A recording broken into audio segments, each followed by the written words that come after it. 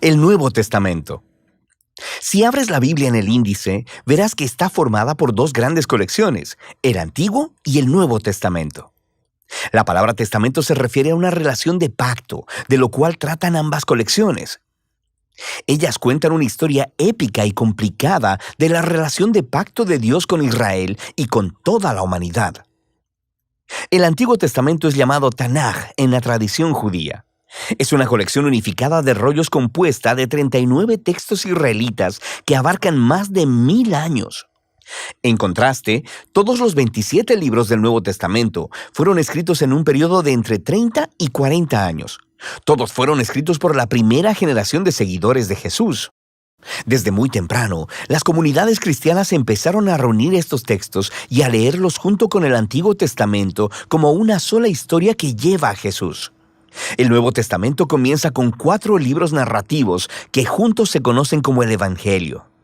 Cuentan la historia de la vida, muerte y resurrección de Jesús de Nazaret como un anuncio de buenas nuevas. A estos le sigue una quinta obra narrativa llamada Hechos de los Apóstoles. Aquí, el Jesús resucitado comisiona a los apóstoles, una palabra que significa los enviados, quienes son nombrados representantes de Jesús para esparcir las buenas nuevas acerca de Él a través del mundo antiguo. Después de Hechos, viene una colección de cartas de parte de los apóstoles.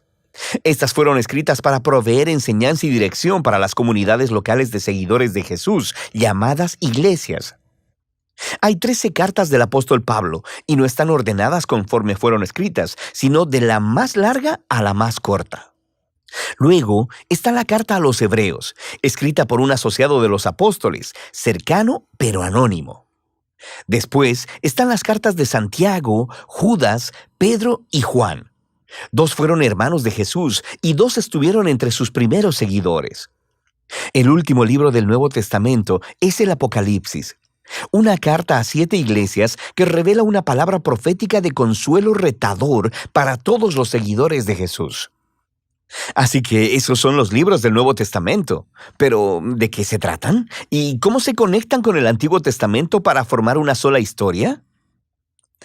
Piénsalo así. La Biblia es una larga y épica narrativa con múltiples movimientos o actos.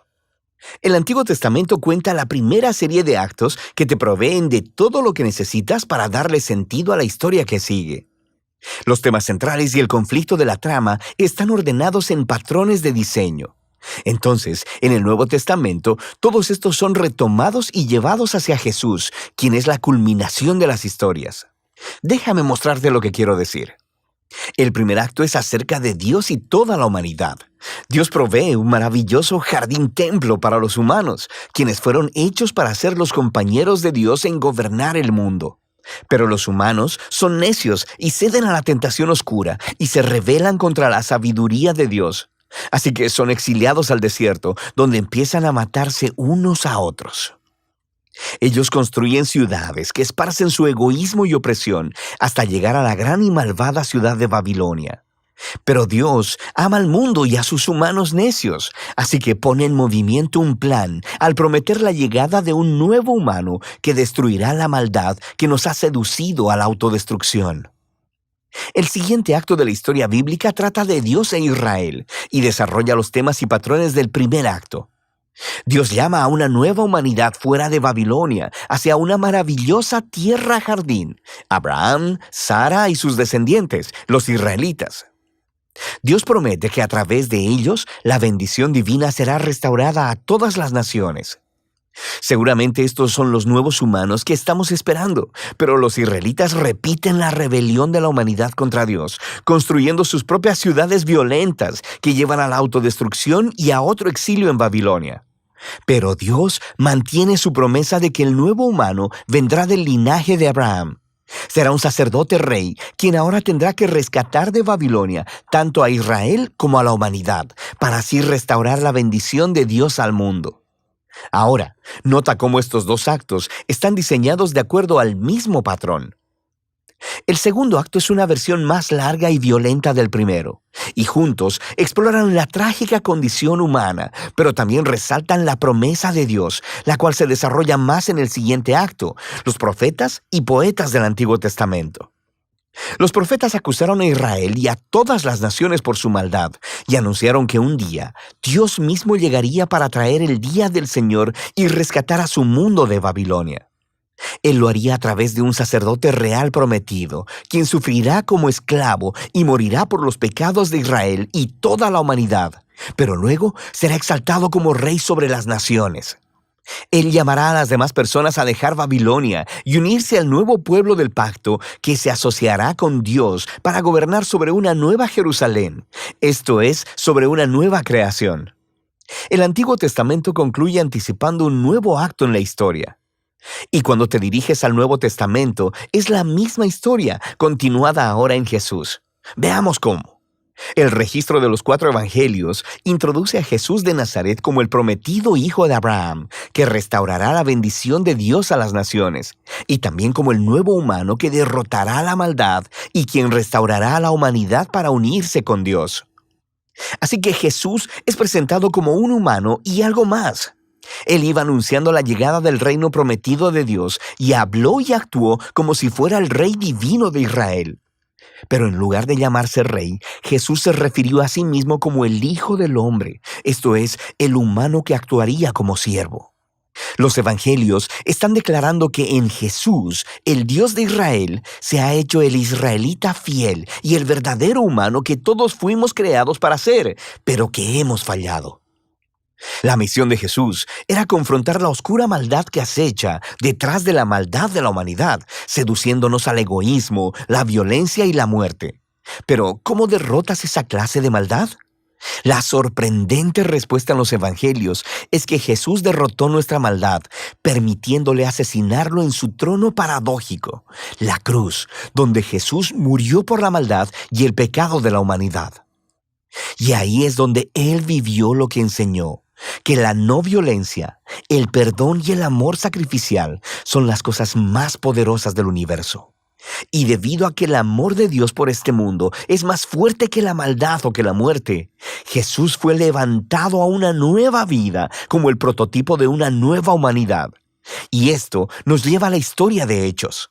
A través del Espíritu, Dios empodera a los seguidores de Jesús para esparcir la vida y el amor de Jesús en el mundo, conforme invitan a las personas a dejar su vieja humanidad y unirse a la familia multiétnica de Jesús, una nueva humanidad. Aquí es donde las cartas de los apóstoles encajan en la historia. Aquí, los apóstoles se dirigen a las primeras comunidades cristianas y muestran cómo las buenas nuevas de Jesús, el Rey resucitado, cambian la historia y deben moldear cada parte de nuestras vidas. También explicaban las buenas nuevas, recurriendo constantemente a las historias del Antiguo Testamento y las historias de Jesús, mostrándonos cómo ver nuestras propias historias como parte de la épica historia bíblica. Toda la humanidad está atrapada en un exilio babilónico, pero Jesús vino para crear un nuevo hogar. Todos estamos viviendo en diferentes clases de esclavitud egipcia, en el egoísmo y el pecado, pero Jesús murió como el Cordero de la Pascua para liberarnos hacia la tierra prometida. Nuestra vieja humanidad está sujeta al polvo de la muerte, pero la resurrección de Jesús abrió un nuevo futuro para una nueva humanidad. Vivimos aquí en la era de maldad presente, pero a través de Jesús y del Espíritu, una nueva creación ha sido abierta aquí y ahora. Esto nos lleva al libro de Apocalipsis, en donde la historia bíblica completa confluye en imágenes y simbolismos poderosos. Jesús es presentado como un cordero inmolado lleno de sangre, que es exaltado como el divino Rey del mundo. Él está sacando a su pueblo de la esclavitud y el exilio en Babilonia. Y conforme ellos resisten la influencia de Babilonia, podrían tener que sufrir junto con su líder inmolado. Pero cuando sigues al Rey resucitado, ni siquiera la muerte puede prevenir la llegada de la nueva creación, que aquí es presentada como el jardín templo de la Nueva Jerusalén, el verdadero hogar de la humanidad después de su largo exilio. Así que en la última página de la Biblia, el cielo y la tierra se han reunido y los nuevos humanos toman la tarea que les fue asignada desde la primera página de la Biblia: gobernar juntos el mundo en el amor y el poder de Dios. El Nuevo Testamento es una asombrosa colección de documentos.